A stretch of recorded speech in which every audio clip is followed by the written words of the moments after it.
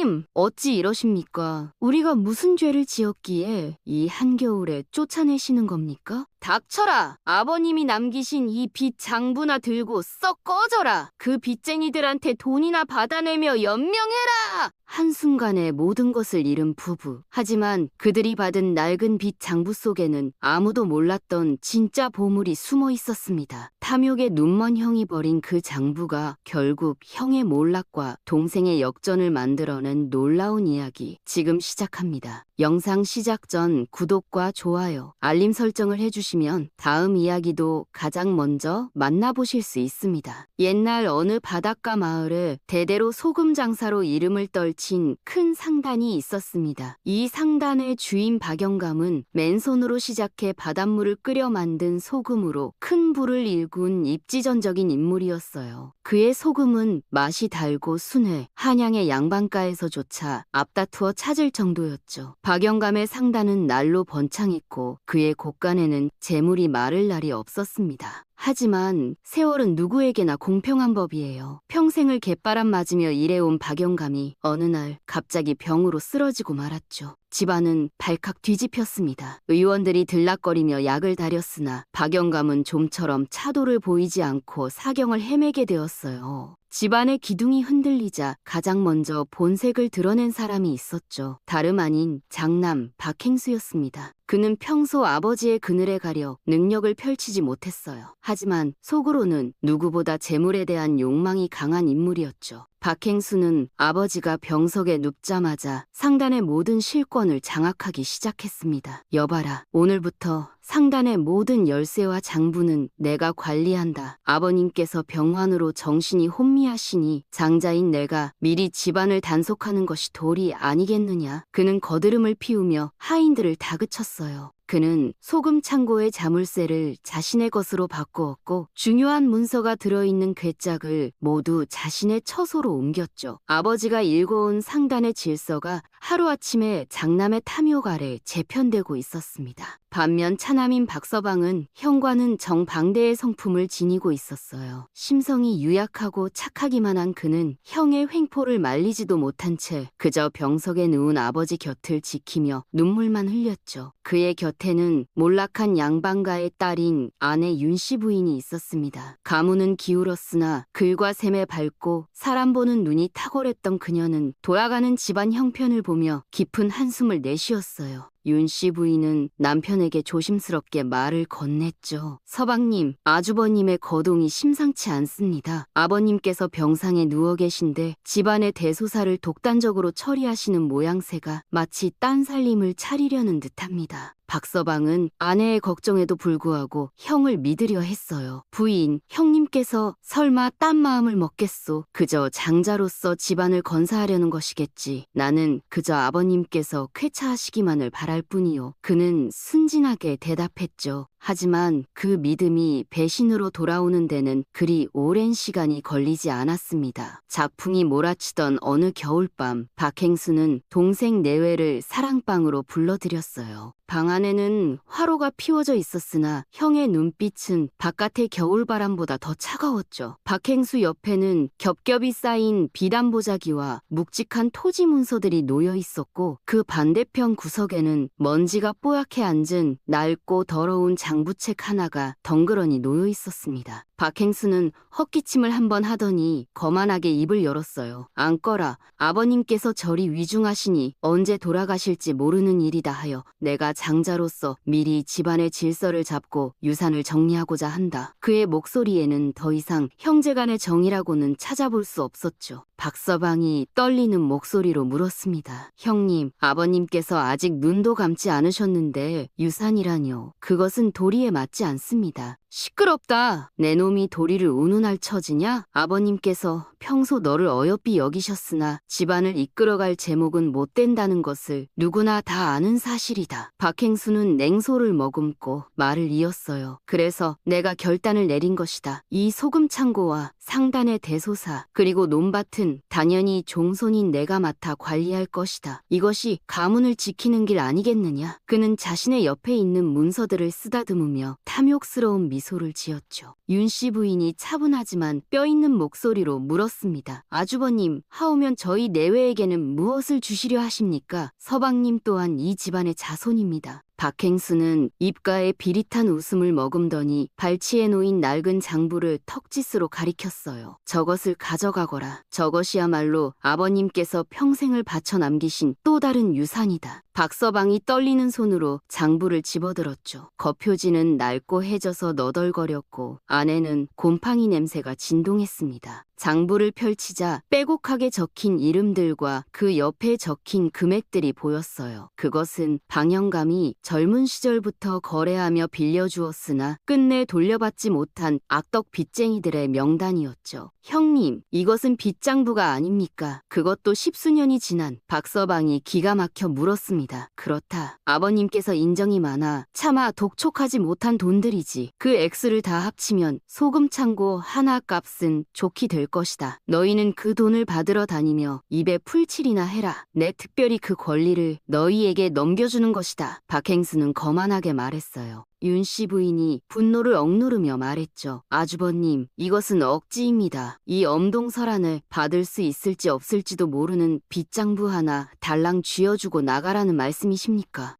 재수씨 말이 거치시구려. 나가라니 분가를 시켜주는 것이지. 내 너희를 생각해서 큰맘 먹고 내린 결정이거늘 고마운 줄도 모르고 대드는 것이냐? 박행수는 돌변하여 눈을 부라렸어요. 그는 더 이상 긴 말할 것 없다는 듯 하인들을 불러 동생 내외의 짐을 싸게 했습니다. 당장 나가거라. 내 집에서 너희 같은 밥벌레들을 더 이상 먹여 살릴 여유가 없다. 그 장부에 적힌 놈들을 찾아가 돈을 받아내든 굶어 죽든 너희가 알아서 할 일이다. 박행수의 목소리는 차갑고 단호했죠. 결국 박서방과 윤씨 부인은 쫓겨나듯 집 밖으로 내몰렸습니다. 뼈를 애는 듯한 바닷바람이 두 사람의 얇은 옷깃을 파고들었어요. 갈 곳이라곤 마을 어귀에 다 쓰러져가는 폐가 한 채뿐이었죠. 박서방은 땅을 치며 통곡했습니다. 아이고, 아버지, 형님이 어찌 이럴 수가 있습니까? 우리가 어찌 살라고. 그의 눈물은 마른 땅을 적셨지만 닫힌 대문은 열릴 줄을 몰랐어요. 하지만 윤씨 부인은 울지 않았죠. 그녀는 남편을 부축해 폐가 안으로 들어갔습니다. 차가운 냉기가 감도는 방 안에서 윤씨 부인은 박행수가 던져준 그 낡은 장부를 호롱불 아래 펼쳤어요. 그녀의 눈빛은 절망보다는 기이한 호기심으로 반짝였습니다. 동이 트자마자 윤씨 부인은 남편 박서방을 재촉하여 집을 나섰습니다. 밤새 매서운 바닷바람에 문풍지가 덜컹거려 한숨도 자지 못했지만 윤씨 부인의 눈빛은 그 어느 때보다 맑고 형형하게 빛나고 있었어요. 두 사람의 발걸음이 향한 곳은 마을 끝자락 비린내가 진동하는 포구였죠. 그곳에는 다 쓰러져가는 판잣집 한 채가 위태롭게 서 있었는데 그곳이 바로 장부의 첫 번째 이름인 곰배 노인의 거처였습니다. 박서방은 주저거리며 판잣집 문을 두드렸어요. 여보시오, 안에 곰배 노인 계시는가? 안에서는 쿨럭거리는 기침 소리와 함께 인기척이 들려왔죠. 잠시 후 문이 삐걱거리며 열리고 백발이 성성한 노인 하나가 흐린 눈으로 두 사람을 올려다보았습니다. 한쪽 다리를 심하게 저는 그는 술독에 빠져 사는 늙은 뱃사공이었어요. 그는 박서방의 손에 들린 낡은 장부를 보자마자 대번에 사색이 되어 납작 엎드렸죠. 아이고, 방영감님 댁 차남 아니십니까? 죽을 죄를 지었습니다. 내 이번 달에는 기필코 빚을 갚으려 했으나 고기가 통 잡히질 않아서 제발 한 번만 봐주십시오. 노인은 바들바들 떨며 빌었습니다. 평소 박행수가 빚독촉을 하러 보낸 하인들에게 숱하게 시달렸던 터라 또다시 험한 꼴을 당할까 두려웠던 것이에요. 박서방은 난처한 표정으로 아내를 바라보았죠. 당장 입에 풀칠할 돈도 없고 땡전 한 푼 없는 노인에게 돈을 내놓으라 할 수는 없는 노릇이었습니다. 그때 윤씨 부인이 노인 앞으로 다가가 무릎을 굽히고 눈높이를 맞추었어요. 어르신, 일어나십시오. 저희는 돈을 받으러 온 것이 아닙니다. 그저 어르신께 여쭐 것이 있어 왔습니다. 돈을 받으러 온 것이 아니라면 대체 무슨 일로 이 누추한 곳까지 오셨습니까? 곰배 노인은 의아한 표정으로 물었죠. 윤씨 부인은 차분한 목소리로 말을 이었습니다. 아버님께서 생전에 어르신께 돈을 빌려드리며 남기신 말씀이 있다고 들었어요. 어르신께서는 이 바다의 물길을 누구보다 잘 아신다고 하던데 사실입니까? 곰배 노인의 눈이 휘둥그레졌죠. 그는 평생을 배 위에서 보낸 사람이었습니다. 젊은 시절에는 거친 파도를 헤치며 먼 바다까지 나갔던 유능한 사공이었으나 다리를 다친 후로는 못해서 술로 세월을 보내고 있었어요. 하지만 그의 머릿속에는 평생 몸으로 익힌 바다의 지도가 고스란히 남아있었죠.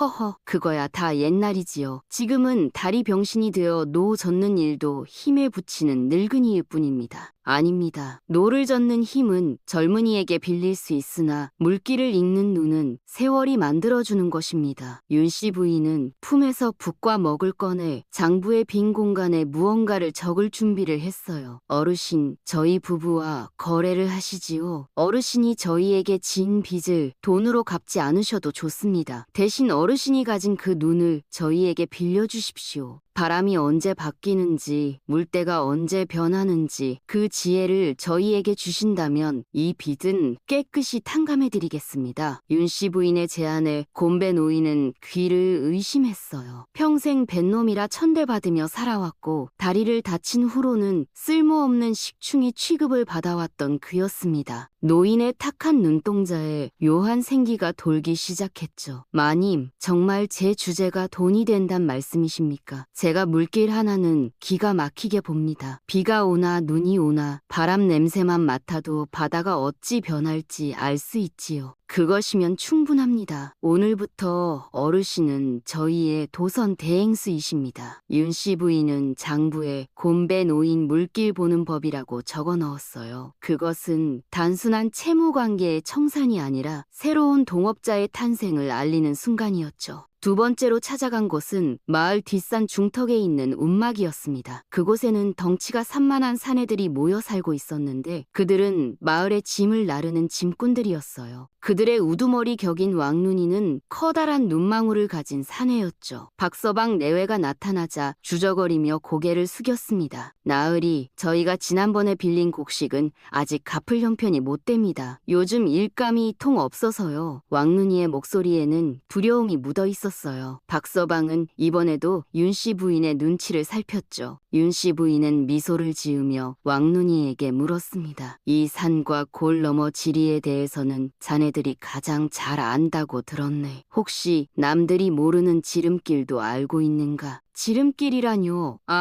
산짐승이나 다니는 길이야 훤히 꿰고 있지요. 비가 와서 큰 길이 끊겨도 저희가 다니는 토끼길은 끄떡 없습니다요. 짐을 지고도 날아다닐 수 있지요. 왕눈이는 어깨를 으쓱하며 대답했어요. 윤씨 부인은 고개를 끄덕였죠. 좋네. 그 길을 내게 알려주게. 그리고 내가 부르면 언제든 그 길로 짐을 날라준다고 약조한다면 자네들의 빚 또한 없는 것으로 하겠네. 왕눈이와 짐꾼들은 서로의 얼굴을 쳐다보며 환호했습니다. 돈 대신 튼튼한 두 다리와 길을 아는 머리로 빚을 갚을 수 있다니 그들에게는 천지개벽과도 같은 일이었어요. 아이고 마님, 그야 어렵지 않지요. 저희가 짐 나르기 하나는 기가 막히게 합니다. 불러만 주십시오. 윤씨 부인은 장부에 왕눈이 외 5명 지름길 지도라고 적었죠. 세 번째로 찾아간 곳은 마을 외곽의 대장간이었습니다. 그곳에는 불독이라 불리는 괴팍한 대장장이가 살고 있었어요. 그는 쇠를 다루는 솜씨는 일품이었으나 고집이 세고 사람들과 어울리기를 싫어해 늘 가난에 시달리고 있었죠. 윤씨 부인과 박서방이 대장간에 들어서자 그는 벌겋게 달아오른 쇠를 망치로 두들기며 쳐다보지도 않았습니다. 빚 받으러 왔소? 돈 없으니 배째시오. 아니면 이 망치라도 가져가든가. 박서방은 대장장이의 기세에 눌려 뒷걸음질 쳤으나 윤씨 부인은 아랑곳하지 않고 대장간 구석에 처박혀 있는 녹슨 가마솥들을 유심히 살펴보았어요. 이 솥들은 다 무엇입니까? 모양새가 예사롭지 않습니다만 다 실패작이요. 소금물을 끓여도 녹이 슬지 않는 쇠를 만들어보려 했는데 쉽지가 않구려. 사람들이 미쳤다고, 그냥 무쇠솥이나 만들지 쓸데없는 짓 한다고. 대장장이는 투덜거렸지만 그의 눈에는 자신의 기술에 대한 자부심과 인정받지 못한 서운함이 서려 있었죠. 윤씨 부인은 그 눈빛을 놓치지 않았습니다. 미친 짓이 아닙니다. 만약 소금물을 견디는 쇠를 만들 수만 있다면 그것은 천하를 얻는 기술이 될 것입니다. 그 연구를 계속해 주십시오. 필요한 재료비는 제가 진 빚에서 제하고 성공한다면 그 기술을 저희에게 가장 먼저 보여주십시오. 윤씨 부인의 말에 대장장이는 망치질을 멈추고 그녀를 뚫어져라 쳐다보았어요. 마님, 정말 이 기술이 필요하단 말이요. 다들 헛짓거리라며 비웃던 것을 대장장이의 목소리가 떨렸습니다. 예, 반드시 필요합니다. 당신의 그 고집과 기술이 우리를 살릴 것입니다. 윤씨 부인은 장부에 대장장이 녹슬지 않는 소치라고 적어 넣었어요. 그렇게 윤씨 부인과 박서방은 며칠 동안 마을 곳곳을 누비며 빚쟁이들을 만났죠. 그들은 하나같이 가난하고 소외된 사람들이었으나 각자의 분야에서는 누구보다 뛰어난 재능을 가진 숨은 고수들이었습니다. 윤씨 부인의 장부는 더 이상 누군가를 옥죄는 빚 문서가 아니었어요. 그것은 마을의 제주꾼들을 하나로 묶는 보물지도가 되어가고 있었죠. 한편 이 소식은 곧장 박행수의 귀에도 들어갔습니다. 그는 비단 옷을 휘감고 거만한 표정으로 마을을 순찰하다가 땀을 흘리며 돌아다니는 동생 내외를 마주쳤어요. 이게 누구신가? 내 아우님이 아니신가? 빚은 좀 받아냈느냐? 꼴을 보니 돈은커녕 밥도 못 얻어먹은 것 같구나. 박행수는 혀를 차며 동생을 조롱했죠. 박서방은 형의 비아냥에 고개를 들지 못했으나 윤씨 부인은 당당하게 박행수를 응시했습니다. 아주버님, 염려해 주셔서 감사합니다. 덕분에 아주 귀한 것들을 얻고 있습니다. 윤씨 부인의 목소리에는 흔들림이 없었어요. 귀한 것, 하하, 네가 말하는 귀한 것이 그 냄새나는 늙은 뱃놈과 무식한 짐꾼놈들을 말하는 것이냐? 온 동네에 소문이 자자하더구나. 빚 대신 쓸모없는 놈들의 환심이나 사고 다닌다고. 박행수는 비웃음을 터뜨렸죠. 아버님이 남긴 장부를 그리 휴지 조각으로 만들다니 지하에 계신 아버님이 통곡을 하시겠구나. 박행수는 주위 사람들을 향해 소리쳤습니다. 여러분 보시오. 내 재수씨가 돈 욕심에 눈이 멀어 이제는 거지들을 상전으로 모시고 다닙니다. 그려 빚을 탕감해주는 척하며 사람 좋은 척 위세를 떨지만 결국 남는 게 무엇이겠소. 빈털터리가 되어 거짓골에 낳는 것뿐이지. 마을 사람들은 박행수의 말에 동조하며 수군거렸어요. 그러게 말이야. 돈을 받아야지 제주가 밥 먹여주나. 양반집 며느리라 세상 물정을 모르나 보네. 저러다간 있는 살림도 거덜나지. 사람들의 비웃음 속에서도 윤씨 부인은 흔들리지 않았죠. 그녀는 품에 안은 장부를 더욱 소중히 감싸 안으며 박행수에게 조용하지만 힘이 있는 목소리로 말했습니다. 아주버님, 사람은 물건이 아닙니다. 지금은 쓸모없어 보이는 돌멩이도 제자리를 만나면 주춧돌이 되는 법이지요. 두고 보십시오. 이 장부가 훗날 아주버님의 소금 창고보다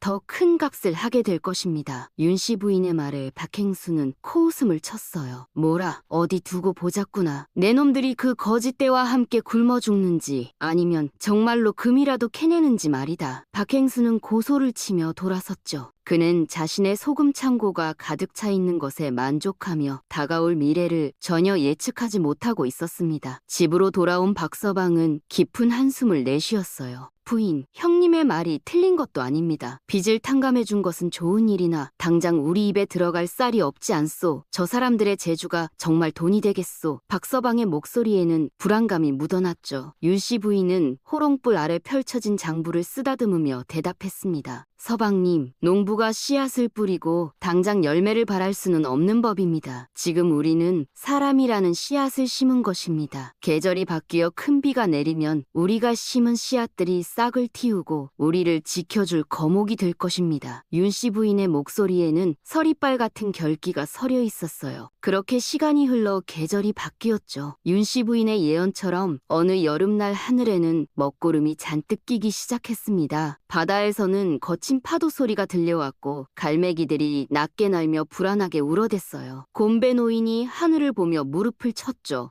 심상치 않은 바람이야. 수십 년 만에 큰 장마가 오겠구먼. 대장간의 불독도 하늘을 보며 서둘러 화덕의 불을 조절했고 왕눈이와 짐꾼들은 산길이 무너질세라 미리 길을 다져놓았습니다. 모두가 윤씨 부인이 말했던 그때가 다가오고 있음을 본능적으로 느끼고 있었어요. 그리고 마침내 하늘이 뚫린 듯 장대비가 쏟아지기 시작했죠. 온 세상을 집어삼킬 듯한 빗줄기는 며칠 밤낮을 쉬지 않고 이어졌습니다. 마을 앞 개울은 범람했고 한양으로 가는 육로는 산사태로 끊겨버렸어요. 세상은 물바다가 되었고 사람들은 공포에 떨었죠. 그러나 이 재난은 누군가에게는 위기였지만 준비된 누군가에게는 기회였습니다. 박행수는 쏟아지는 빗 속에서 소금 창고를 바라보며 발을 동동 굴렀어요. 소금값이 천정부지로 치솟고 있다는 소식이 들려왔지만 길이 끊겨 소금을 내다 팔 수가 없었기 때문이죠. 게다가 엎친 데 덮친 격으로 빗줄기가 거세지자 소금 창고의 지붕에서 물이 새기 시작했습니다. 이런 젠장, 비가 그칠 기미가 안 보이는구나. 이대로라면 소금을 팔기는커녕 다 녹여먹게 생겼어. 여봐라, 당장 짐꾼들을 불러라. 비가 오든 눈이 오든 당장 소금을 싣고 한양으로 떠나라. 박행수는 탐욕에 눈이 멀어 무리한 결정을 내리고 말았어요. 하지만 한양으로 가는 길은 이미 산사태로 막혀 있었고 짐꾼들은 아무도 그 위험한 길을 가려 하지 않았죠. 반면 윤씨 부인의 폐가에는 기이한 활기가 돌고 있었습니다. 그녀는 곰배 노인, 왕눈이, 대장장이를 불러 모았어요. 자, 이제 여러분의 재주를 보여줄 때가 왔습니다. 세상이 물에 잠겨 길이 끊겼으나 우리에게는 여러분이 있습니다. 우리가 가진 기술과 지혜로 이 위기를 기회로 만들어 봅시다. 윤씨 부인의 말에 사람들의 눈빛이 번뜩였죠. 그들은 더 이상 빚쟁이나 천덕꾸러기가 아니었습니다. 그들은 자신을 알아봐준 주인을 위해 그리고 자신의 가치를 증명하기 위해 움직일 준비가 된 전사들이었어요. 곰배 노인이 앞으로 나섰죠. 마님, 비는 3일 후면 그칠 것입니다. 그때 바람이 순풍으로 바뀌면 바닷길로 한양까지 이틀이면 닿을 수 있습니다. 지금 박행수는 육로가 막혀 발을 동동 굴릴 것이나 우리는 바닷길을 이용하면 됩니다. 곰배 노인의 말에 윤씨 부인은 고개를 끄덕였어요. 그렇다면 우리도 소금이 필요합니다. 하지만 형님의 창고에 있는 소금은 이미 빗물에 젖어 쓸 수 없을 것입니다. 대장장이가 나섰죠. 마님, 제가 만든 가마솥으로 바닷물을 끓이면 됩니다. 녹슬지 않는 솥이니 며칠을 끓여도 끄떡없습니다. 박행수가 버린 폐염전의 흙에도 소금기가 남아있으니 그것을 긁어 모아 물로 걸러내면 진한 소금물을 얻을 수 있습니다. 왕눈이도 나섰습니다. 마님, 저희가 아는 지름길로 가면 한양 상인들이 모이는 곳까지 하루면 갑니다. 비가 와도 무너지지 않는 산길을 저희만 알고 있습니다. 육로든 해로든 저희가 짐을 날라드리겠습니다. 윤씨 부인은 그들을 바라보며 환하게 웃었어요. 좋습니다. 그럼 당장 시작합시다. 대장장이는 가마솥을 준비하고 왕눈이는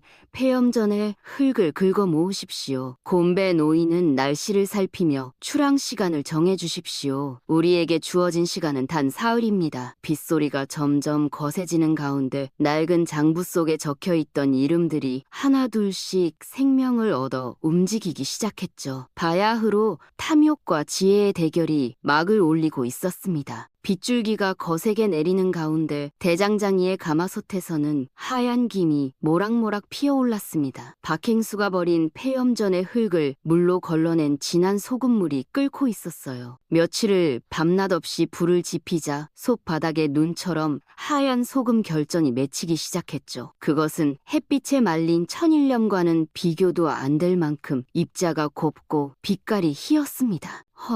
이런 소금은 처음 보네. 눈꽃처럼 희고 맛을 보니 쓴맛은 하나도 없고 단맛이 도는구먼. 곰배 노인이 구워진 소금을 찍어 먹어보고는 탄성을 질렀어요. 박서방도 왕눈이도 대장장이도 서로 얼싸안고 환호했죠. 그들은 박행수가 버린 흙과 빗물 속에서 세상에서 가장 귀한 소금을 피워낸 것입니다. 곰배 노인이 하늘을 보며 말했어요. 마님, 내일 새벽이면 비가 그치고 바람이 순풍으로 바뀝니다. 그때 배를 띄우면 한양까지 이틀이면 닿을 것입니다. 윤씨 부인은 고개를 끄덕이며 모두에게 지시를 내렸죠. 좋습니다. 소금을 항아리에 담아 배에 실으십시오. 왕눈이는 육로 상인들을 위해 지름길로 한양에 먼저 가서 우리 소금이 도착한다는 소식을 전하십시오. 그 시각 박행수의 창고는 처참하게 무너져 내리고 있었습니다. 억지로 쌓아놓은 소금 가마니들이 습기를 먹어 터져버렸고 녹아내린 소금물은 창고 바닥을 흥건히 적셨어요. 뒤늦게 사태를 파악한 박행수는 망연자실하여 바닥에 주저앉았죠. 이게 무슨 날벼락이란 말이냐. 내 소금, 내 금덩어리들이 다 어디로 갔단 말이냐. 그는 썩은 물이 되어버린 소금을 손으로 휘저으며 울부짖었습니다. 그때 하인이 헐레벌떡 뛰어와 박행수에게 보고했어요. 행수 어르신, 큰일 났습니다. 아니, 기이한 일이 벌어졌습니다. 저기 마을 끝 폐가 쪽에서 하얀 연기가 피어오르는데 그곳에서 소금 굽는 냄새가 진동을 합니다. 뭐라, 소금을 굽다니. 그 거지들이 무슨 재간이 있어서 소금을 굽는단 말이냐. 박행수의 눈이 번뜩였죠. 그게 소문에 의하면 아주 질 좋고 하얀 소금을 산더미처럼 쌓아놓았다 합니다. 마을 사람들이 그 소금을 구경하러 몰려가고 있습니다. 박행수는 자신의 소금은 몽땅 녹아 없어졌는데 동생 내외가 소금을 가지고 있다니 그의 머릿속에서 비틀린 망상이 피어올랐어요. 그래, 그거였구나. 그놈들이 내 창고에 구멍을 뚫은 게야. 내 창고에서 소금이 없어진 것이 아니라 그놈들이 밤새 훔쳐간 것이 분명하다. 박행수는 자신의 무능과 탐욕으로 소금을 망쳤다는 사실을 인정할 수 없었죠. 그는 모든 책임을 동생 내외에게 돌리기로 작정했습니다. 여봐라, 당장 관하로 가자. 내 소금을 훔쳐간 도둑놈들을 잡아들여야겠다. 박행수는 씩씩거리며 관하로 달려갔어요. 그는 사또 앞에서 눈물을 흘리며 거짓을 고했죠. 사또님, 제 아우놈과 그 처가 도둑대와 결탁하여 제 소금 창고를 털었습니다. 비가 오는 틈을 타 창고 바닥을 뚫고 소금을 모조리 훔쳐갔습니다. 사또는 박행수의 말을 듣고 즉시 포졸들을 출동시켰습니다. 윤씨 부인과 박서방 그리고 조력자들이 막 구워낸 소금을 항아리에 담으며 기쁨을 나누고 있던 그때였어요. 이놈들 썩 나오지 못할까? 관아의 포졸들이 들이닥쳐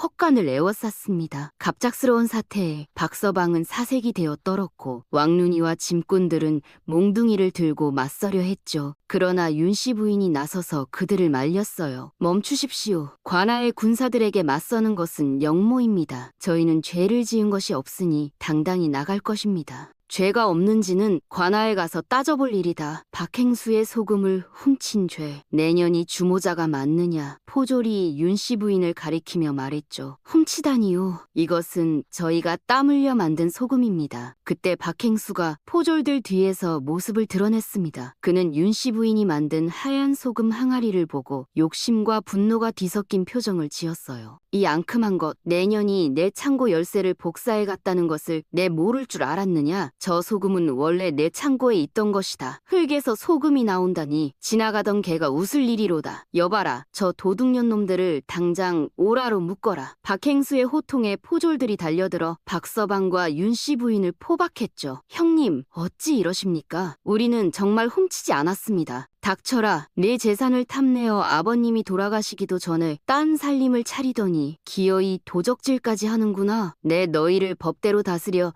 가문의 수치를 씻을 것이다. 박행수는 비열한 웃음을 지으며 윤씨 부인이 애써 만든 소금 항아리들을 압수하라 명했습니다. 결국 윤씨 부인과 박서방은 억울한 누명을 쓰고 포승줄에 묶여 관아로 끌려가게 되었어요. 빗줄기는 여전히 거세게 쏟아지고 있었고 두 사람의 옷은 진흙투성이가 되었죠. 마을 사람들은 혀를 차며 수군거렸습니다. 욕심이 과하더니 결국 사단이 났구먼. 아니야, 박서방 내외가 그럴 사람들이 아닌데 박행수가 무서운 사람이여. 차가운 옥사에 갇힌 박서방은 절망감에 휩싸여 흐느꼈어요. 부인, 이제 우리는 죽은 목숨이나 다름없소. 형님이 작정하고 우리를 죽이려 하는데 우리가 무슨 수로 당해내겠소. 하지만 윤씨 부인은 흔들림 없는 눈빛으로 옥사의 작은 창을 통해 들어오는 한 줄기 빛을 바라보았죠. 서방님, 두려워 마십시오. 소금은 거짓말을 하지 않습니다. 아주버님은 스스로 판 함정에 빠지신 겁니다. 내일 날이 밝으면 우리가 만든 저 하얀 소금꽃이 우리의 결백을 증명해 줄 것입니다. 윤씨 부인의 목소리에는 서리빨 같은 결기가 서려 있었어요. 탐욕으로 얼룩진 박행수의 위선과 지혜로 빚어낸 윤씨 부인의 진심. 바야흐로 거짓과 진실을 가리는 최후의 심판대가 그들을 기다리고 있었죠. 날이 밝았습니다. 며칠 내내 퍼붓던 비는 잦아들었으나 관아의 마당은 여전히 질척이는 진흙탕이었어요. 그 진흙 위로 포승줄에 묶인 박서방과 윤씨 부인이 무릎을 꿇고 앉아 있었죠. 억울한 누명을 쓴 두 사람의 옷은 흙투성이가 되었으나 윤씨 부인의 허리는 꼿꼿했고 눈빛은 형형했습니다. 관아의 대청마루 높은 곳에는 사또가 근엄한 표정으로 앉아 있었고 그 옆에는 비단 옷을 입은 박행수가 득이양양한 표정으로 서 있었어요. 관아 밖에는 소문을 듣고 몰려온 마을 사람들이 담장 너머 고개를 내밀고 웅성거렸죠. 죄인들은 듣거라. 너희가 야밤을 틈타 박행수의 소금 창고 바닥을 뚫고 귀한 소금을 훔쳐갔다는 것이 사실이냐? 사또의 호통 소리가 관아를 쩌렁쩌렁 울렸습니다. 박서방이 화들짝 놀라며 억울함을 호소했어요. 사또님, 억울하옵니다. 저희는 맹세코 도적질을 한 적이 없습니다. 형님의 창고 근처에는 얼씬도 하지 않았습니다. 사또님, 저놈들이 훔쳐간 소금 항아리들이 증거입니다. 제 창고에 있던 소금이 아니라면 저 거지들이 어디서 저 많은 소금을 구했겠습니까? 박행수는 윤씨 부인의 헛간에서 압수해온 소금 항아리들을 손가락질했죠. 그때 침묵을 지키던 윤씨 부인이 고개를 들고 사또를 똑바로 응시하며 입을 열었습니다. 사또님, 소금은 거짓말을 하지 않습니다. 저 항아리 속에 든 소금이 훔친 물건인지 아니면 저희가 땀 흘려 만든 것인지 확인해 주십시오. 윤씨 부인의 당당한 태도에 사또는 호기심이 동했어요. 확인이라. 소금이 다 짠맛이지 다를 게 무엇이 있단 말이냐? 다릅니다. 박행수의 창고에 있는 소금은 햇볕에 말린 천일염이나 욕심을 부려 간수를 빼지 않고 젖은 채로 쌓아두어 쓴맛이 나고 색이 탁할 것입니다. 하오나 저희가 만든 소금은 갯벌 흙을 걸러 가마솥에 끓여낸 자염이옵니다. 빛깔이 눈처럼 희고 맛이 달며 부드럽습니다. 부디 두 소금을 가져와 비교해 주시옵소서. 윤씨 부인의 말에 사또는 포졸에게 명하여 박행수의 창고에 남은 소금과 압수한 항아리의 소금을 가져오게 했죠. 잠시 후 포졸이 두 가지 소금을 접시에 담아 대령했습니다. 하나는 거무튀튀하고 물기가 축축하여 썩은 내가 진동하는 소금이었고 다른 하나는 윤씨 부인의 항아리에서 꺼낸 눈부시게 하얗고 고운 가루 소금이었어요. 육안으로 보기에도 그 차이는 확연했죠. 사또가 먼저 검은 소금을 조금 집어 맛을 보더니 이내 인상을 찌푸리며 퇴하고 뱉어냈습니다. 에이, 짜다 못했으구나. 썩은 냄새가 나서 먹을 수가 없도다. 이것이 박행수 내 창고에 있던 소금이란 말이냐. 그것이 비가 많이 와서 잠시 변한 것일 뿐입니다. 하지만 저 하얀 소금도 원래는 제 것이었는데 전현이 훔쳐다가 무슨 요술을 부려 바꿔놓은 것입니다. 박행수는 당황하여 억지를 부리기 시작했어요. 사또는 이어 하얀 소금을 찍어 맛보았죠. 입안에 퍼지는 구수하고 은은한 짠맛에 사또의 눈이 커졌습니다. 이것은 실로 귀한 자염이로구나. 임금님 수라상에나 오를 법한 최상품이다. 박행수, 네 창고에 이런 귀한 소금이 있었단 말이냐? 박행수가 끝까지 오리발을 내밀자 박서방이 주먹을 꽉 쥐고 일어섰어요. 형님, 어찌 하늘이 무섭지도 않으십니까? 저 소금은 제 처와 제가 밤을 새워 끓여낸 것입니다. 형님이 버린 폐염전의 흙을 긁어 모아 만든 피땀의 결정체란 말입니다. 닥쳐라. 내 놈이 감히 형에게 대드느냐? 증거를 대라. 증거가 없다면 내 놈들은 꼼짝없이 도둑놈이다. 있었습니다. 박행수가 고래고래 소리를 지르며 위세를 떨던 그때 관아문 밖에서 웅성거리는 소리가 들려왔죠. 여기 증인이 있습니다. 길을 비켜주십시오. 포졸들의 제지에도 불구하고 곰배 노인과 짐꾼 왕눈이 그리고 대장장이가 관아 마당으로 들어섰습니다. 그들은 두려움 없는 눈빛으로 사또 앞에 엎드렸어요. 사또님, 소인은 마을 대장간의 대장장이옵니다. 저 항아리 속의 소금은 훔친 것이 아니라 제가 만든 가마솥에서 끓여낸 것입니다. 제 목숨을 걸고 증언하건대 박서방 내외는 밤새도록 불을 지키며 소금을 구워냈습니다. 저희 짐꾼들도 증인입니다. 박행수가 똥물이라며 버린 폐염전의 흙을 저희가 지게로 날랐습니다. 그 흙으로 물을 걸러 소금을 만드는 것을 두 눈으로 똑똑히 보았습니다. 왕눈이의 증언에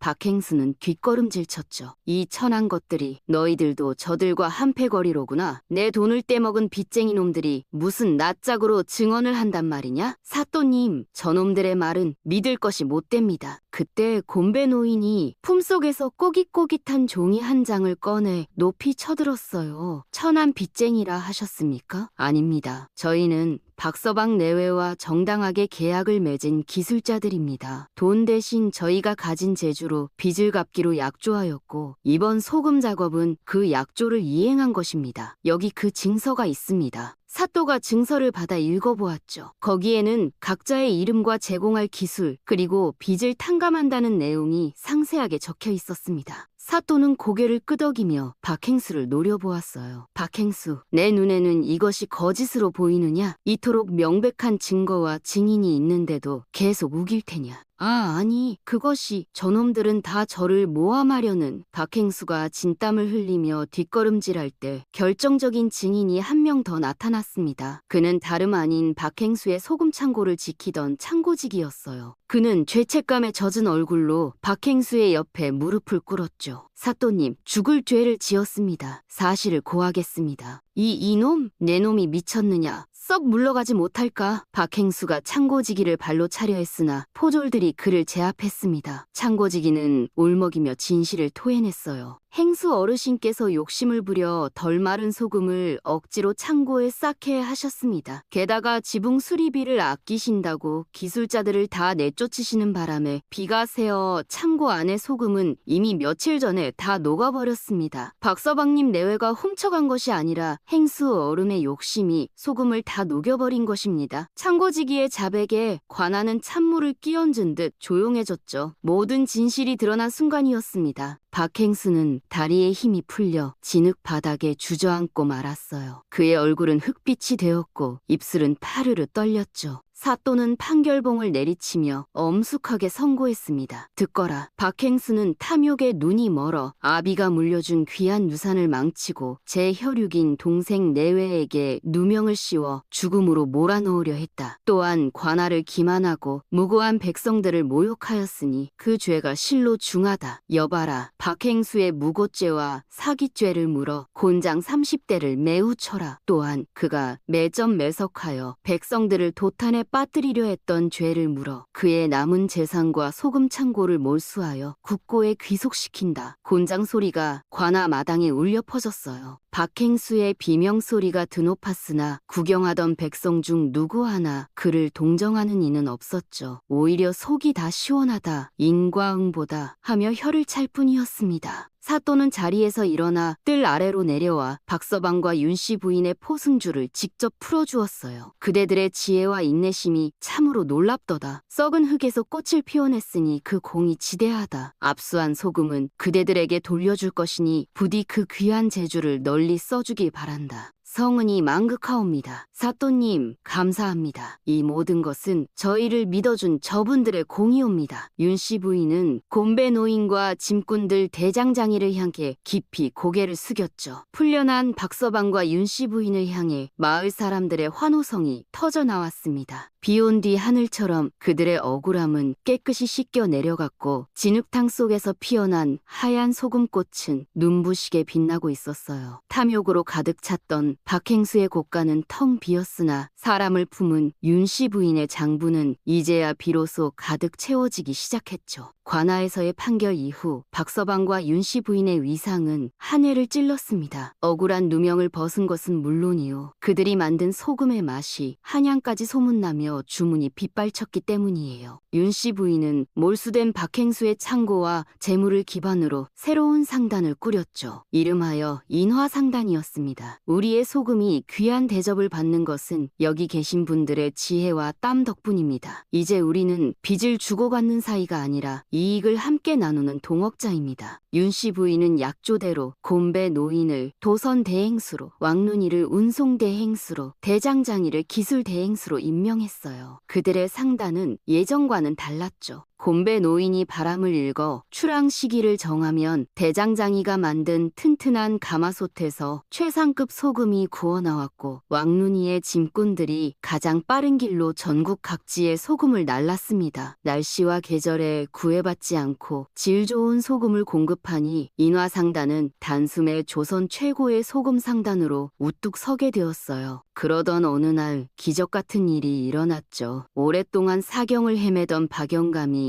호련히 일어난 것입니다. 집안의 병고와 두 아들의 행적을 전해 들은 박영감은 깊은 한숨을 내쉬고는 박서방과 윤씨 부인을 불렀어요. 내 너희에게 그 낡은 장부를 준 것은 너희를 내치려 함이 아니었다. 그 장부에 적힌 이들은 내가 젊은 시절 생사고락을 함께하며 도움을 주고받았던 숨은 고수들이었다. 다만 그들이 세월을 잘못 만나 빛을 보지 못하고 있었을 뿐이지. 박영감은 회한 섞인 눈빛으로 며느리를 바라보았죠. 나는 내 자식들이 돈이 아닌 사람을 볼 줄 아는 눈을 가졌는지 시험해보고 싶었다. 큰 놈은 그저 눈앞의 창고에만 눈이 멀어 사람을 버렸으나 둘째 며느리 너만이 흙슬 묻힌 진주를 알아보았구나. 아버님, 그저 아버님께서 남겨주신 뜻을 따랐을 뿐입니다. 사람이 곧 재산이라 여이신 아버님의 가르침이 저희를 살렸습니다. 고맙다. 정말 고맙다. 이제 내 남은 재산과 상단의 대행수 자리를 모두 박서방 내게 물려주마. 부디 지금처럼 사람을 귀하게 여기며 상단을 이끌어다오. 박영감의 결정에 박서방은 눈물을 흘리며 큰 절을 올렸어요. 세월이 흘러 윤씨 부인과 박서방은 덕망 높은 거상으로 이름을 떨쳤죠. 그들은 흉년이 들면 곳간을 열어 백성들을 구제했고, 재능은 있으나 기회를 얻지 못한 이들을 발굴하여 후원했습니다. 사람들은 그들을 소금보다 짜지 않고 설탕보다 달콤한 부자라 칭송했어요. 재물은 썩어 없어지나 사람은 남는 법입니다. 낡은 빚 장부에서 시작된 그들의 이야기는 진정한 불안곡간에 쌓인 곡식이 아니라 사람의 마음에 쌓인 신이라는 교훈을 남기며 대대로 전해졌죠. 박서방과 윤씨 부인은 서로를 아끼고 사람을 귀히 여기며 오래오래 행복하게 살았습니다. 앞으로도 이런 교훈을 담은 옛날 이야기들을 계속 들려드리겠습니다. 여러분, 오늘도 좋은 하루 보내세요.